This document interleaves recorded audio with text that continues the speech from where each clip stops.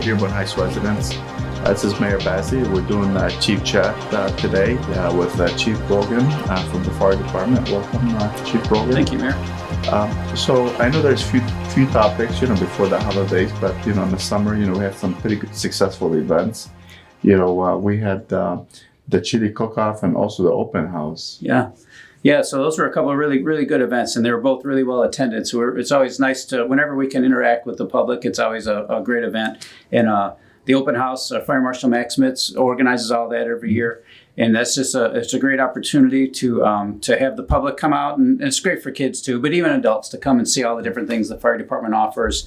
Let the kids put some gear on and spray the fire hose and things like that. Take a tour of the station.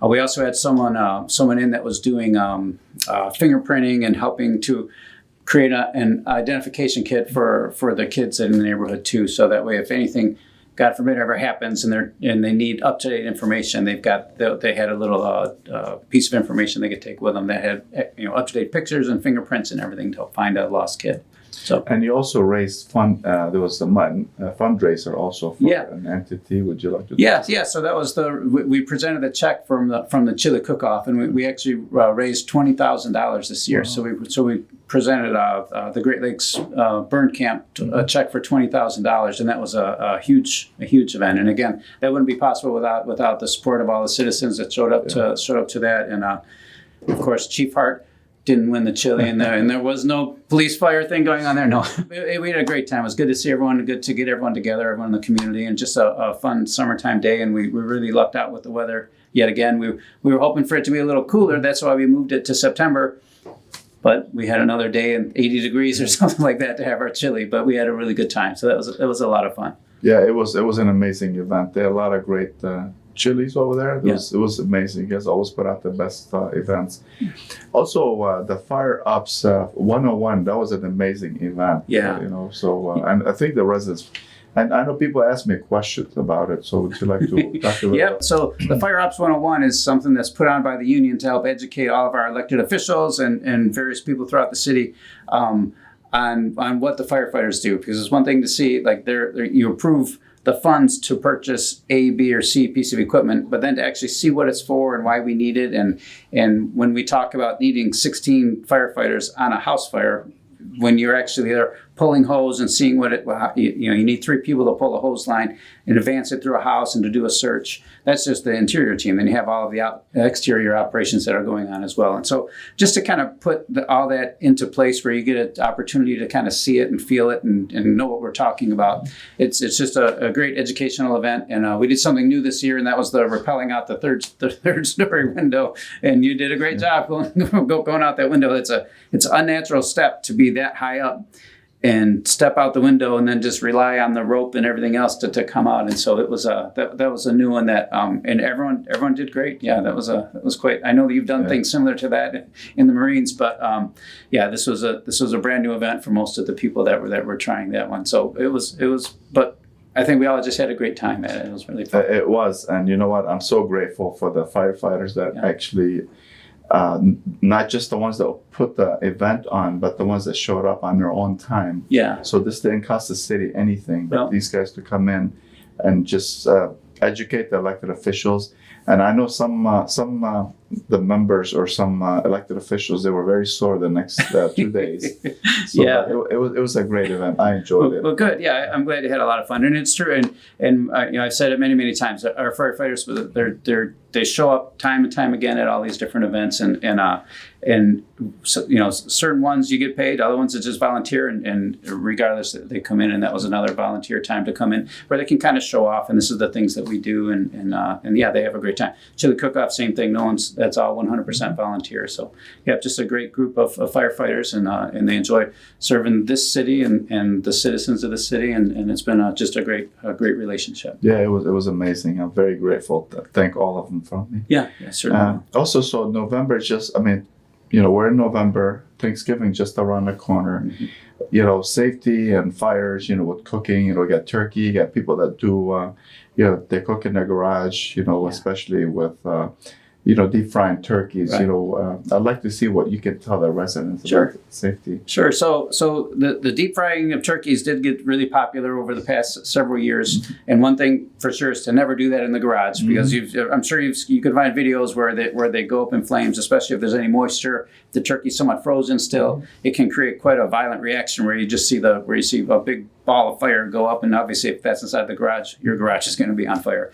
But cooking in general around the holidays, Thanksgiving is our number one day for cooking fires. And the second day of the year is Christmas Eve. And so we just get a lot of cooking fires those days. Sometimes you have people that don't cook that often, but a lot of times you could just get distracted while you're cooking because you have family members over, you have kids over, and so it's very easy to get distracted and wander off and leave something on the stovetop. And so one of the tips we always say, and it's kind of a strange tip, but if you're cooking something on the stovetop and you're going to leave it just for a second while you go do something, carry something with you, like pick up an oven mitt or take the spoon with you that you're stirring with. And so when you're walking around, that's a constant reminder that, oh yeah, I've got to get back and take care of that thing. So you don't get too distracted talking to a relative you haven't seen in a while, and something to bring you back into the kitchen and make sure. And obviously the best thing is to never leave it unattended at all. And to kind of have a safe zone where kids aren't going in that area too. You don't want a child to pull down a pan on top of themselves and get burned. And unfortunately, there are cooking fires that are going to happen on Thanksgiving. Just kind of know the steps to take if you do have a fire in your home. Don't try to pick up a hot pan either if it's on fire and try to run it out of the house. That's another common way that people get burned. But we've had many people with serious burns on their arms and on their legs from trying to carry a pot of burning oil out of their house. And it's kind of a natural reaction. This is something bad. I want it out of the house. But the best thing is to slip a lid on top of it, make sure all the burners are off, and then go outside. If you have a fire extinguisher, which you should, somewhere in your house where you can get to, you can also use that to kind of keep the fire out and small. Call the fire department right away, and that's our job. We'll come in, and we do a very good job of keeping fires small. We get there quickly, and we put the fires out. And actually, that speaking of that, if I could talk a little bit about the ISO rating that we just got. So our ISO rating just improved from a 4 to a 3, and that puts us in the top, I think it was 8% in the country and that's the insurance companies taking a look at what's the chances of them paying out a large claim. And from the training we have and from the staffing we have and the equipment we have and our policies and procedures, there are other factors that go into hydrants, dispatch, all that goes into this score that they come up with, and they just improved that score because they feel strongly that in Dearborn Heights it's going to be less expensive to insure a home because you're going to have less damage if you do happen to have a fire. And so and they look at our prevention programs as well. And Max and Adam, our fire marshal and fire inspector, they're out all the time talking about ways to be safe with fire, and they're reaching out into all the different communities and senior centers, and that's been a great. They've been very aggressive with their community outreach programs, and so all those things added together has helped improve our score. And we even have some ideas to try to improve it again and we'll get evaluated again in another 5 years, and we'd like to even shoot for a 2. We don't know if we'll get there or not, but that's the goal, and we have kind of a path that we can get to achieve that too. But that's been something great for the citizens, and just a good kind of feel good that we're going in the right direction and things are going well when an outside organization comes and looks at a department like that. Yeah, I've seen some of your team members. I've been on a couple fires at least, in the last year and a half.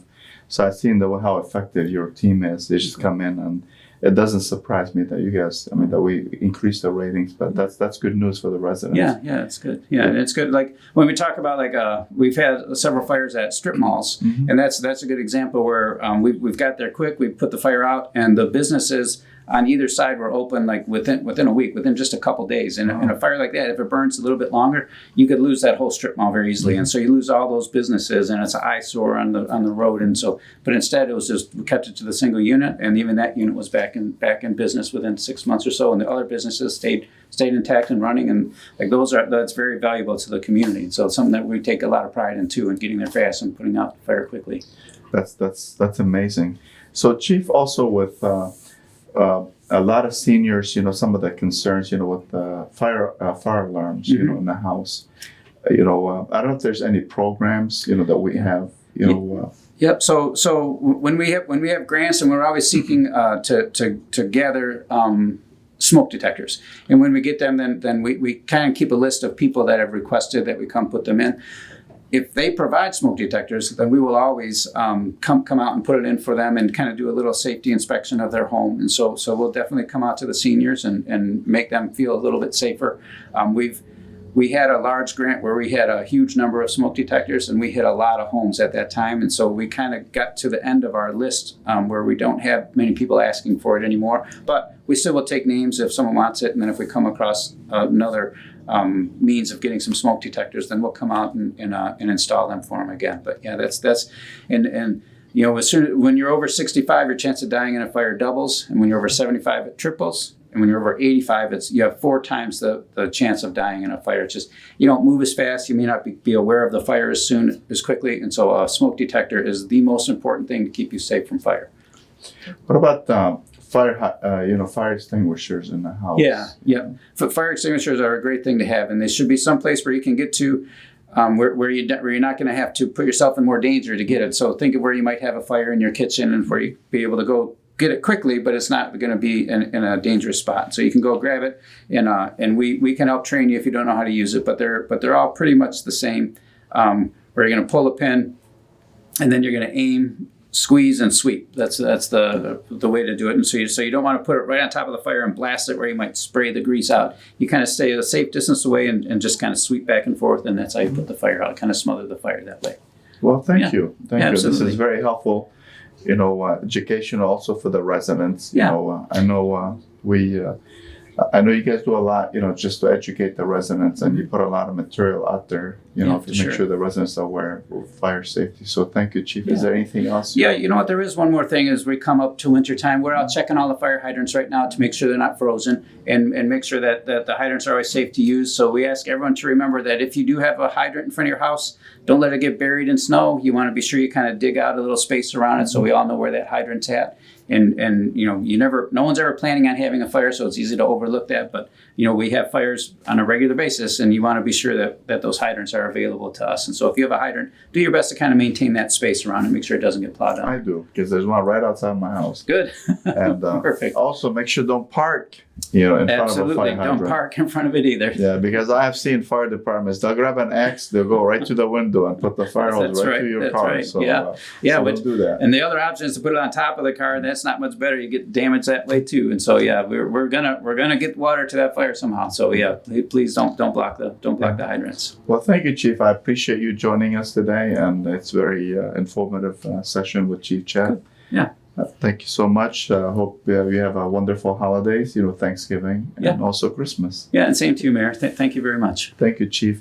And thank you for all that watch us today. And again, if you need anything, you can reach out to my office anytime.